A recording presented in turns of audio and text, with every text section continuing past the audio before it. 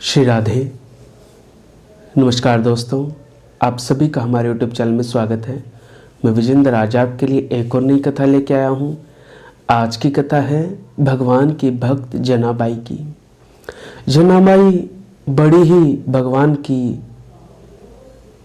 इतनी बड़ी भक्त हुई है कि भगवान खुद आके इनकी चक्की पीसा करते थे, आटा पीसा करते थे। ये संत नामदेव जी के यहाँ रह के उनकी सेवा करती थी। झाड़ू पोछा बर्तन कपड़े धोना ये सब करती थी।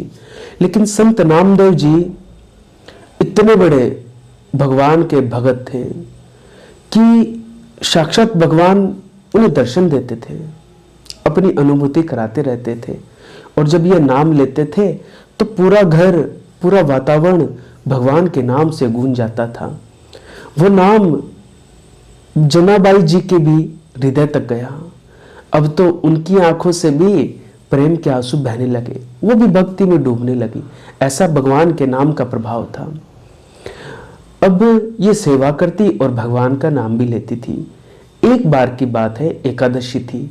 एकादशी के दिन संत नामदेव जी और अन्य कई संत आए जो सब कीर्तन करने लगे।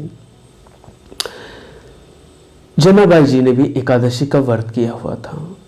वो भी कीर्तन में एक कोने में बैठ गई। जब कीर्तन चला पूरी रात तो आंखों से आंसू बहते रहे, कुछ होश ही न रहा।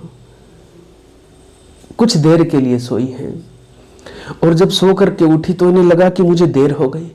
फटाफट झाड़ू पोछा बर्तन किया और कपड़े लेकर नदी पर धोने के लिए चली गई।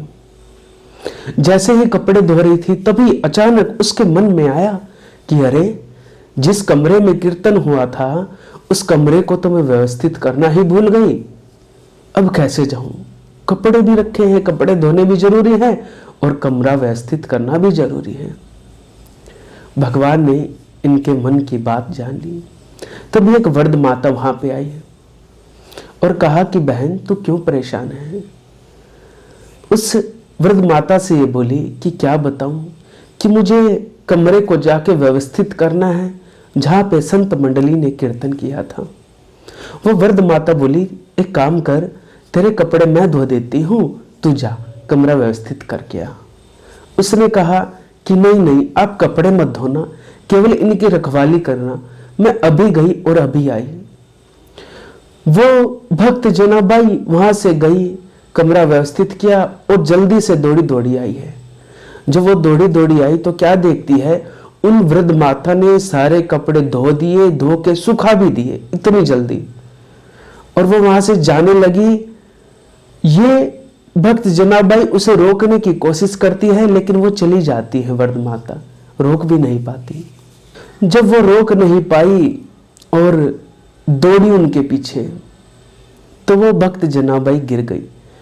और जैसे ही गिरी तभी वो वृद्ध माता आंखों से ओझल हो गई, गायब हो गई। अब तो ये सोचने लगी कि क्या बात है, कौन थी ये जो आंखों से ओझल हो गई, दिखाई भी नहीं दे रही, केवल 2 पैरों के निशान दिखाई दे रहे थे। तुरंत जनाबाई वहां से लौटकर संत नामदेव के पास गई और कहा संत जी प्रणाम। बोले प्रणाम। बोले आज मेरे साथ एक घटना घटी है, ऐसा ऐसा हुआ है, निशान बने हैं। संत नामदेव जी के साथ अन्य संत महात्मा भी थे।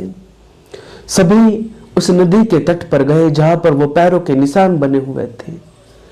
जाकर के देखा तो सभी ने पहचान लिया कि ये तो महामाया है, ये तो भगवान की महामाया थी जो आपके कपड़े धोने के लिए आई थी। जैसे ही जनाबाई ने ये सुना तो आंखों से आंसू बहने लगे कि अरे, मेरी गैर हाजिरी में भगवान ने अपनी माया को भेजा और मेरे कपड़े धुलवा दिए। रोए जा रही है, रोए जा रही है। एक कोने में बैठ गई और खूब भगवान को याद किया है। इतनी भक्ति में विवल हो गई कि आंखों से हर समय अश्रु गिरते थे। भक्ति मार्ग में, भजन मार्ग में आंसू संपदा है और उसका रोम रोम से भगवान के नाम की आवाज निकलती है, विठ्ठलनाथ विठ्ठलनाथ विठ्ठलनाथ। इस तरह से कहते हैं जब वो विवल होकर प्रेमाश्रु में डूब जाती थी तब स्वयं भगवान आकर खुद उनका काम करते थे, सारा काम कर देते थे। ये बात थोड़ा जचने में ठीक नहीं लगती कि हमारा काम तो भगवान करते नहीं। क्या हमारे अंदर वो प्रेमाश्रु हैं? क्या वो भाव है कि हमें देह का बहानी ना रहे? श्री विवेकानंद जी के गुरु रामकृष्ण परमहंस, उनके साथ यह गति होती थी। धन्ना जाट भक्त, उनका काम भगवान करते थे। मीराबाई जी, वो भी अपनी सुध बुद्ध तक भक्ति में खो देती थी। सूरदास जी, भगवान श्री कृष्ण श्रीमद् भगवत गीता में भी कहते हैं कि जो भक्त अनन्य भाव से मेरी उपासना करता है उसके योग क्षेम का निर्वाह मैं खुद करता हूं। तो देखिए, ऐसी थी भक्त जनाबाई की कथा। तो ये भक्त जनाबाई की कथा मुझे पढ़ने को मिली, मैं आपके लिए लेके आया। आगे भी कुछ कथा कहानियां किस्से प्रसंग आप तक लाता रहूंगा। आज की कथा को यहीं विराम। आपको मेरा प्रणाम। जय श्री राम, जय जय श्री राधे।